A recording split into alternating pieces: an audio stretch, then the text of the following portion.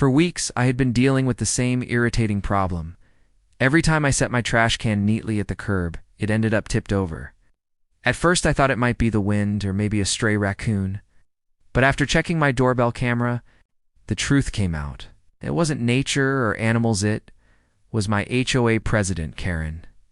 She would march past my house in her power-walking sneakers, glance at my bin with distaste, and then deliberately shove it over as if it were an eyesore she couldn't tolerate. Karen had always been difficult. She once sent me a written warning because my mailbox flag was too faded. Another time she complained that my grass was half an inch taller than regulation height. But this trash can business crossed the line. I tried confronting her politely, asking why she kept knocking it over. She feigned innocence, claiming, "Oh, it must be the wind," even though I had crystal clear video proof. That's when I decided to get creative. Instead of fighting her directly, I came up with a plan. I purchased a brand new trash can online, one that looked perfectly normal on the outside. But inside I rigged a little surprise. With the help of a motion-triggered air horn, the kind people use to scare raccoons away from gardens, I set up the can so that if anyone tried to tip it, the horn would blare at full volume.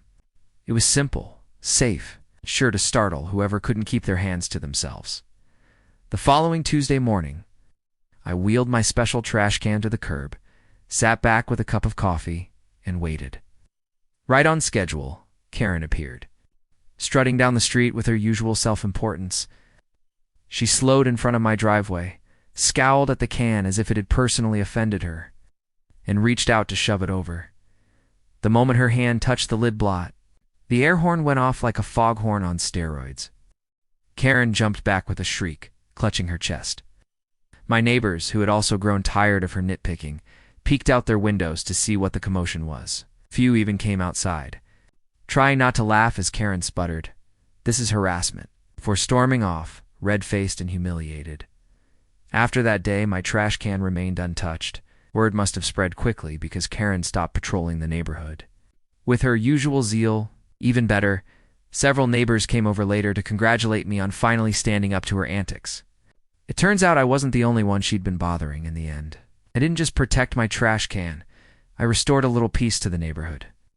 And every time I roll that bin to the curb now, I can't help but smile, knowing that Karen definitely didn't see it coming.